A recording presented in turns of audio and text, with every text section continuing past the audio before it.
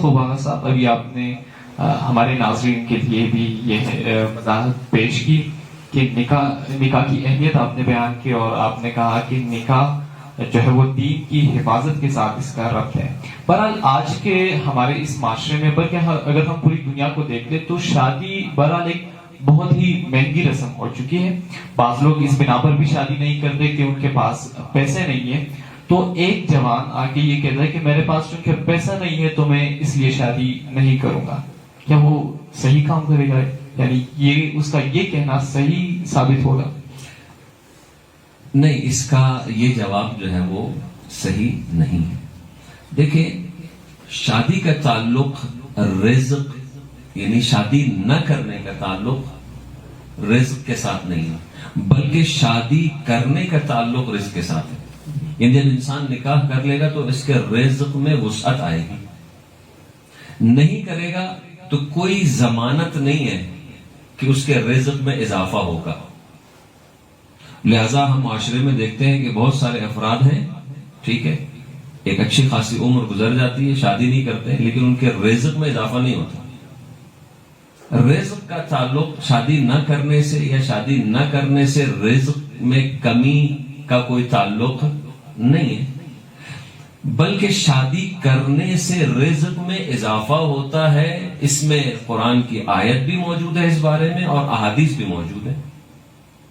لہذا کبھی بھی کوئی بھی جوان، کوئی بھی بوڑھا شخص جس کے جوان بچے ہیں، جوان بیٹیاں ہیں، وہ اپنے جوان بچوں اور بیٹیوں کی شادی اس لیے نہیں کرتا کہ ابھی تو یہ پڑھ رہے ہیں، ابھی تو یہ اسکول کالج کی عمر میں ہے، ابھی تو کوئی نوکری نہیں ہے، ابھی تو رزق کا مسئلہ ہوگا، کھلائیں گے کہاں سے، پلائیں گے کہاں سے۔ یہ جو ہمارے ہاں ایک مادی سوچ ہے، یہ مادی سوچ کی بنا پہ یہ مسائل ہمارے معاشرے میں پیدا ہو رہے ہیں۔ لیکن اگر الہی سوچ ہو، دینی سوچ ہو، تو آپ یقین رکھیں شادی بھی ہو جائے گی، رزق میں کوئی کمی بھی نہیں ہوگی، بلکہ رزق میں زیادتی ہوتی ہے، اضافہ ہوتا ہے۔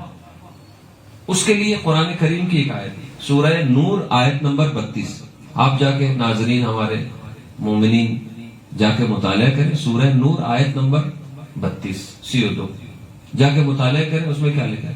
وَأَنكِحُوا الْأَيَامَ مِنكُمْ، یہ گارنٹی ہے اللہ کی طرف سے، یعنی ہمیں ملازمت کی گارنٹی قبول ہے، افراد کی گارنٹی قبول ہے، اپنے جیسے انسانوں کی گارنٹی قبول ہے، اپنے جیسے بڑے بوڑھوں کی باتیں سن کے ہم قبول کر لیتے ہیں کہ ہاں جب تک نوکری نہیں ہوگی شادی نہیں کریں گے، لیکن اللہ کی جو گارنٹی ہے اسے قبول نہیں کرتے۔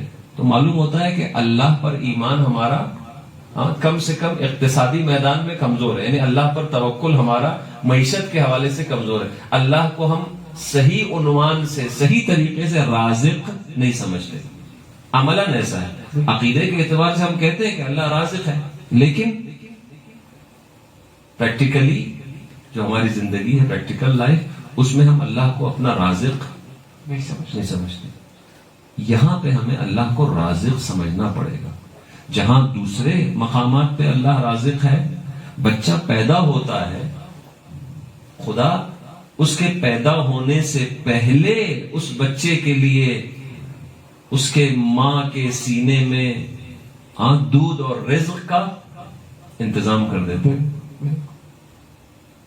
تو جب وہ بالکل لاچار تھا، بچہ کچھ بھی نہیں کر سکتا تھا، تو خداوند عالم نے اس کے لیے رزق کا بندوبست کیا۔ اب یہ جوان 20 سال کا ہے، 22 سال کا ہے، 25 سال کا ہے، یہ بہت کچھ کر سکتا ہے، تو کیا یہ اپنے لیے اور اپنے ساتھ اپنی زوجہ کے لیے 2 وقت کی روٹی اسے نہیں کھلا سکتا؟ قرآن نے اسی چیز کی طرف اشارہ کیا ہے اور اس فکر کو ختم کرنے کی کوشش کی۔ وَأَنكِحُوا الْأَيَامَ، سورہ نور آیت نمبر 32، منکم والصالحین من عبادکم وامائکم ان یکونوا فقراء یغنیہم اللہ من فضلہ واللہ واسع علیم۔ اپنے جوانوں کی شادی کرو، اپنی بچیوں، اپنے بچوں جو صالح افراد ہیں ان کا نکاح صالح افراد سے کرو۔ ان یکونوا، بس یہ ضمانت خدا دے رہا ہے، اس پہ غور کیجیے گا۔ یہ جو ہمارے اور آپ کے ذہنوں میں ہے کہ شادی کرنے سے یہ تو بیچارہ کھلائے گا کہاں سے، پلائے گا کہاں سے، خود تو بے روزگار ہے، اپنی بیوی کو کیا کھلائے گا، اس فکر کو دور کرنے کے لیے خدا آپ کو یقین دلا رہا ہے، آپ کو ضمانت دے رہا ہے کیا؟ ان یکونوا فقراء، اگر یہ نوجوان لڑکا اور لڑکی فقیر بھی ہوں تو پھر کیا کرے گا؟ یکونوا فقراء یغنیہم اللہ من فضلہ، خدا اپنے فضل سے انہیں غنی اور بے نیاز کر دے گا۔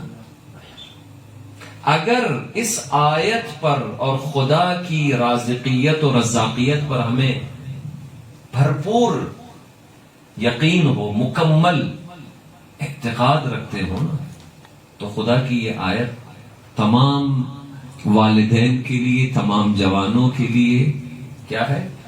ایک ضمانت ہے۔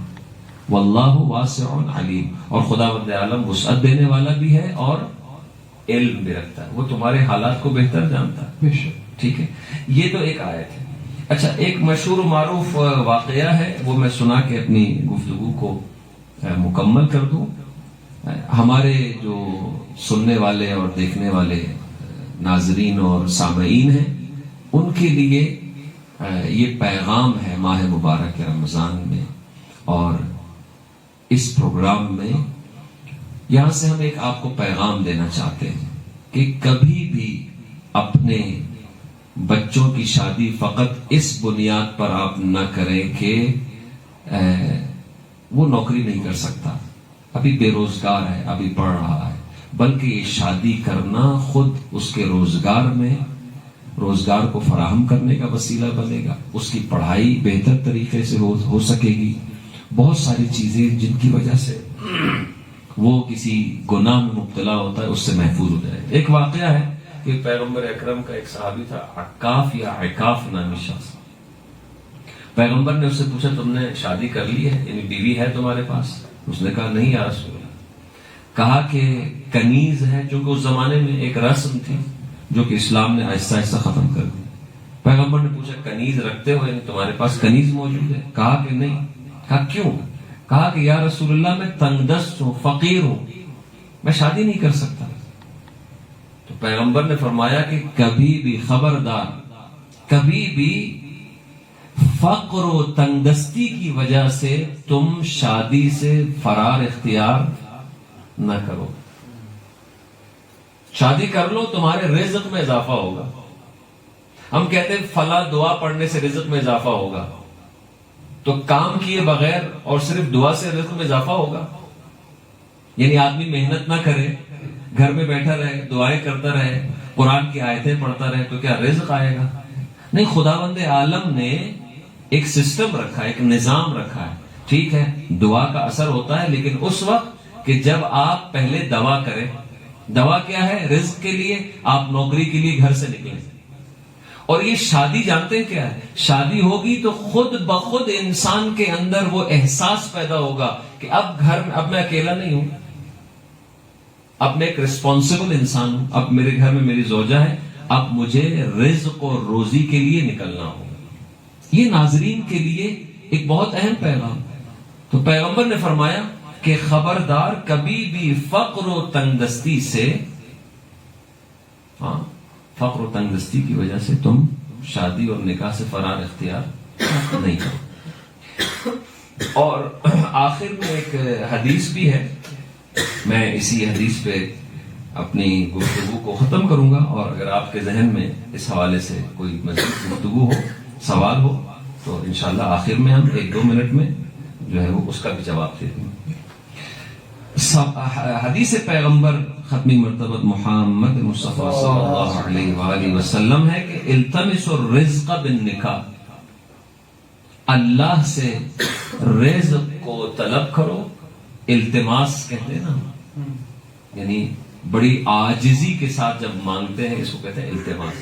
التمسوا الرزق بالنکاح، نکاح کے ذریعے سے اللہ سے رزق کی التماس کرو۔ یعنی گویا اللہ نکاح کے ذریعے انسان کو رزق دیتا ہے۔ ہم سمجھتے ہیں گورنمنٹ جاب کے ذریعے رزق ملتا ہے، ہم سمجھتے ہیں فلاں کاروبار کے ذریعے، بے شک وہ تمام چیزیں وسیلے ہیں، لیکن ایک وسیلہ رزق میں اضافے کے لیے یا رزق کے آنے کے لیے وہ نکاح بھی ہے۔ لہذا کوشش کریں کہ ہم اپنے جوانوں کی جلدی شادی کریں، ان کے رزق کی وجہ سے ٹینشن نہ لیں۔